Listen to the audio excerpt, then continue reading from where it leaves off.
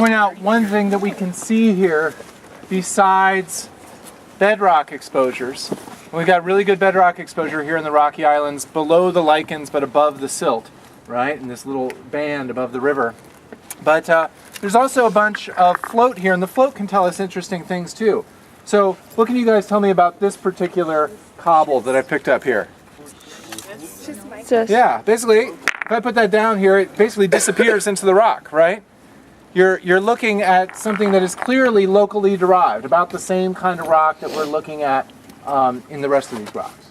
Or I guess it could be from somewhere far away, right? And it just happens to be the same rock type, okay? But then there's other stuff here which is clearly different, all right? Like this thing, right? That doesn't look anything like the rocks we've seen. Is anyone able to identify this particular rock? Quartzite or quartz sandstone or sandstone or a quartzite. Good. Anyone know of any quartz sandstones or quartzites near here? And by near here, I mean on the East Coast, anywhere. Isn't it, can we see some on the set trip out in Shenandoah? By New York? New York? Oh. Yeah, we don't have to go that far afield to find some quartz sandstone. We're finding it in the Like Potomac, so. Tuscarora. Like it's out Tuscarora is a possibility. This one has something distinctive in it, though. Do you guys see these little tiny circles up here on the top? Those are scolithos, which are primary trace fossils. All right, so in this sand, before it was sandstone, there were living little critters. And those critters were digging holes. And those holes got filled in, and they're preserved as these little scolithos trace fossils. That's Skyline Trail. Yeah, so that tells me that this is a piece of the Antietam Formation.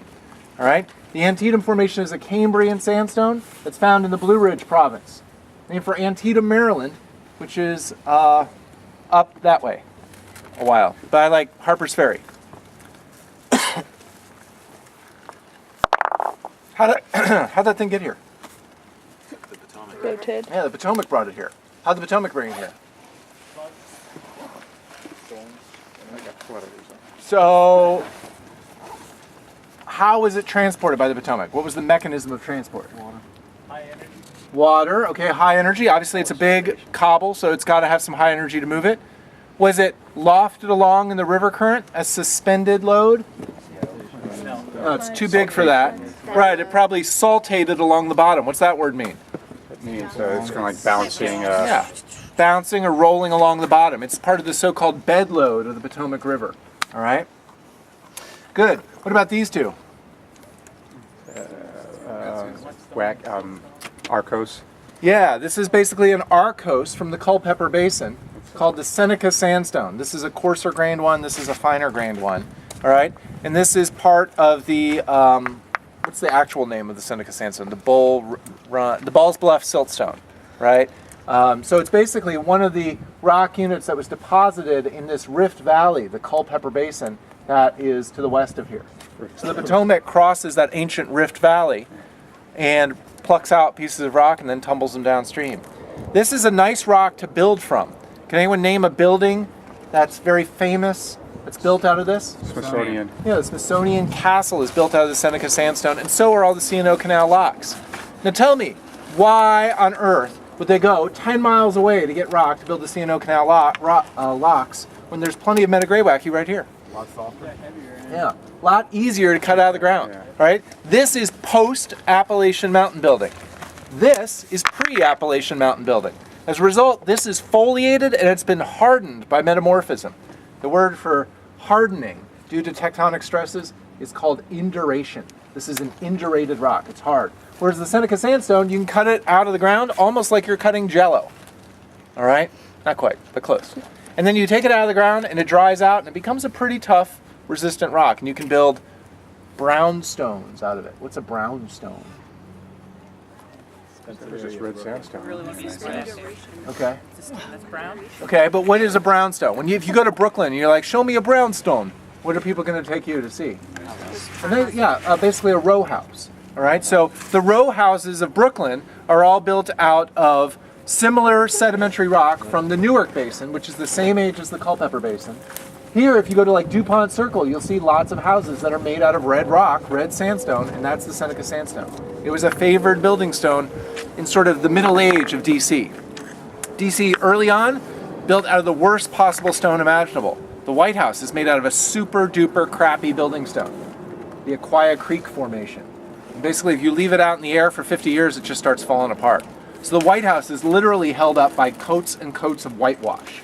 I mean, they just have to keep slapping whitewash on the outside to keep that rock from rotting away. What about this one? Is it an igneous? Is it a xenolite? Conglomerate. Like diabase or something, maybe? Like it's Maybe. a conglomerate forming it here. What are the clasts in this conglomerate? Metawacky. Yeah, Metagraywacki, yeah. Means they're fairly new to start. This is probably starting right now. This is probably a newer conglomerate that's starting. This is a Cement. trick question. Yeah, this is Cement. cement holding together blocks of Metagraywacki. This is an urbanite. All right. And specifically, it's from the little gap between Olmsted Island and the Maryland side of the river. There's an old fish ladder there that's built out of this crappy sandstone, or sorry, this crappy cement. So anyhow, you can learn stuff from the sediment too. And one of the key things that sort of jumps out of my mind when I think about this, I mean, okay, so I've got a couple of pieces of Arcos here in my hand. But think about what that implies. It's a distant transport. Immature sandstone. Immature Had to be sandstone? Somewhere near the beach area, right? No. No.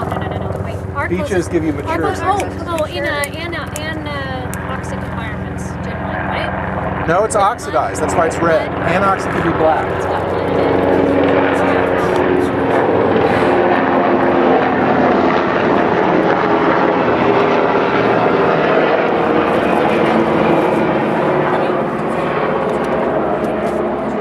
Okay, so Arcos accumulates in basically valleys. situations where your sand is being weathered and it's traveling a very short distance before it's being deposited.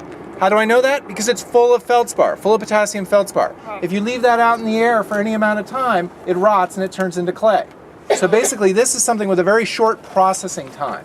All right, it did not spend a whole lot of time on the surface, moving from source to sink. All right. So what's a location where we can basically capture lots of sediment very rapidly and bury it? Basin. Rift Valley. A rift valley, yeah, a rift basin. So the Culpeper Basin is an old rift valley, all right? When did North America rift? About 300 million years ago, Pangea splitting. Pangea splitting, but that's not 300 million years ago, that's 200 million years ago. So yeah, around 200 million years ago, Pangea started to break up, all right? And this breakup was a bit of a process. It wasn't clean, it wasn't precise. It was kind of nasty and dirty. Aaron, let's act this out. Oh boy. Once upon a time, Aaron and I were making pizza. And we're making some pizza dough. All right, we got this big mass of pizza dough. That's a good one. Right. Aaron, you suck. I do. Don't argue with me. Oh, no, I don't. Yes, you do. No? Give me that pizza dough. All right. Give me. Okay, so we're pulling on this pizza dough. It's going to start to rip. All right. There's going to be these little stretch marks that develop in the pizza dough. Everyone able to visualize that as he and I yank on it in opposite directions? Eventually, one of those rips is going to get to be bigger than the others. And that's going to be the weakest zone in that blob of pizza dough. And then, boom, it's going to pop apart. Tell me that wasn't your Brunton compass. You said that without even opening it. Well, good. I'm glad it's not broken. That's great. So it's going to pop apart. I'm going to end up with half the pizza dough. And on the edge of mine, I'm going to have a series of little rips. Aaron's going to end up with half the pizza dough. On the edge of his, there's going to be a series of little rips. All right? I'm North America. Aaron's Africa. So basically, when Pangea started to break apart, all right, we had a rip that is west of us. We had another rip that was east of us. Both of them were opening up, expanding, as Pangea began to break apart. Now, as it turned out, the one that's west of us stopped opening up and filled in with dirt. That's the Culpeper Basin. The one that's east of us kept opening up, and that's the Atlantic Ocean. All right? You are in between these two paleo rift valleys, one of which failed, the Culpeper Basin, one of which succeeded, the Atlantic Ocean. If it had been the other way around, where would the rocks of the Billy Goat Trail be today? Yeah, they'd be in Northwest Africa. And then, just to the west of them, would be the Culpeper Ocean. And there would be somewhere there in the middle of, Morocco would be a little failed rift valley called the Atlantic Basin. You follow my logic here? All right. So there's a bit of contingency in geologic history. Could have been that one. Could have been that one. Turned out to be that one. But it could have been that one.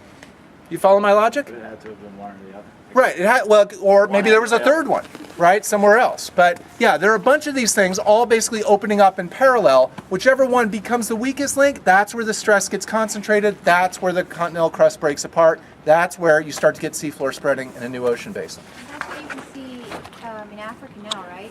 Where Sure, in East Africa now, right, basically there's ripping apart going on. And there's immature sediment pouring down maybe 5 miles off of the Rift Valley escarpment and getting dropped into that basin. Why do we find so many human ancestor fossils in the Great Rift Valley? Because they're being buried as fast as, they're being produced. People are living down there and they're getting buried. People are living there and getting buried. like It's a basically the fossil. bottom's dropping out. What's that? it's like a trace fossil with trilobites in a turbidite area. It's buried in the sand reserve. Why are you making that face? Because I don't see that as a perfect connection. But yeah, I mean, there are trace fossils there as well as body fossils, right? So one thing that we see there's an amazing place in Tanzania called Laetoli. And there are trace fossils of hominids, Australopithecines that walk side by side in the volcanic ash. And then immediately that got buried and it got preserved, all right? So yeah, there's a connection there. But it's not just trace fossils. That's the point I'm trying to make. It could be any kind of fossil. So what kind of fossils do we have in the Culpeper Basin? Little worms. Sure, there's some little worms. Yeah, you can see trace fossils in the Seneca sandstone from little worms. What's sexier than little worms? Dinosaurs. Oh, Yeah. that's right, yeah. This rifting event was taking place during the Triassic and the Jurassic. And one of the critters that was wandering around on the land in the high oxygen environment at that time were these giant freaking reptiles called dinosaurs. So we've got actually halfway decent dinosaur trace fossils in the Culpeper Basin. Dinosaur footprints. The Laetoli of an earlier age.